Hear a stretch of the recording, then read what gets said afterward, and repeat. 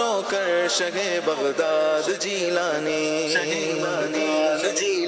فضان مدینہ تو فضان مدینہ ہے، یہاں پہ آقا کریم صلی اللہ تعالیٰ علیہ وسلم کا فضان جاری ساری ہے، سکون والا ماحول ہے، سیکھنے سکھانے کے معاملات ہوتے ہیں، بڑا مزہ آتا ہے الحمدللہ۔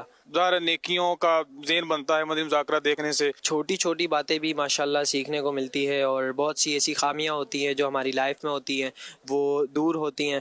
بہت سی چیزیں سکھائی گئی، بہت سے معاملات بتائے گئے جس کو پہلے کبھی نہیں سنا تھا، اور ابھی باریکی سے اس کے اوپر بہت سننے کو سمجھنے کو ملا۔ میرا سننے کی صحبت میں بیٹھیں گے تو روحانیت ملے گی، اور مدنی مذاکرہ دیکھنے میں بھی جو ہے ذوق و شوق بڑھے گا۔ آقا کریم صلی اللہ تعالیٰ علیہ وسلم کی سنتیں سیکھی سکھائی جاتی ہیں اور اس پر عمل کا جذبہ بھی دیا جاتا ہے۔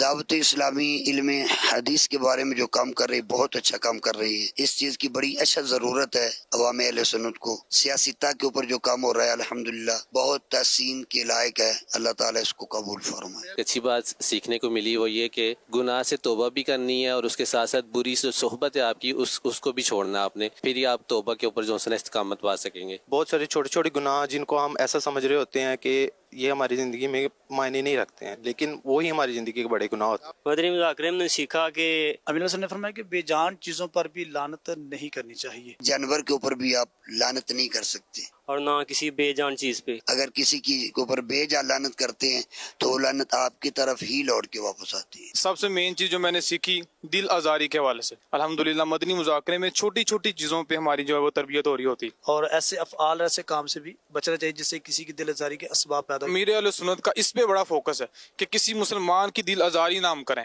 دھوکہ دینا جو ہے یہ گناہ ہے، تو مسلمان بھائی کو دھوکہ نہیں دینا چاہیے۔ امیر اہل سنت نے جہاں پہ ویڈیو پرومو دکھایا گیا تہجد میں، وہاں پہ عاشقان رسول کو مدنی مذاکرے کے شرکاء کو تہجد پڑھنے کی ترغیب دلائی، اور باقاعدہ طور پر 11:15 تک مدنی مذاکرہ آف کروانے کے لیے امیر اہل سنت نے کہا کہ تمام عاشقان رسول انشاءاللہ تہجد ادا کریں گے۔ بالخصوص نماز جنازہ کا جو طریقہ تفصیل سے بتایا گیا ہے، پہلے اس طرح سے ہمیں معلوم نہیں تھا۔ فضان مدینہ حاضر ہوئے، آج مدنی مذاکرے میں شرکت کی، نئے نئے اسلامی بھائی بڑے خوش تھے کہ آج امیر اہل سنت کی پاس بیٹھ کے زیارت بھی کی ہے۔ اسلامی بھائی کے اندر دین کے کام کا جذبہ کافی بڑا ہے۔ امیر اہل سنت احمد برکاتہ عالیہ کے زیر سایہ جو بھی تربیت پاتا ہے الحمدللہ وہ تہجد کا بھی شوقین بن جاتا ہے، نمازیں پڑھنا اس کی زندگی کا حصہ بن جاتا ہے۔ نیت یہی کرتے ہیں کہ جو کچھ سیکھا ہے اس کو لے کے آگے چلوں گا اور اس پہ عمل بھی کروں گا۔ امیر اہل سنت کو اللہ عمر خضر عطا فرمائے۔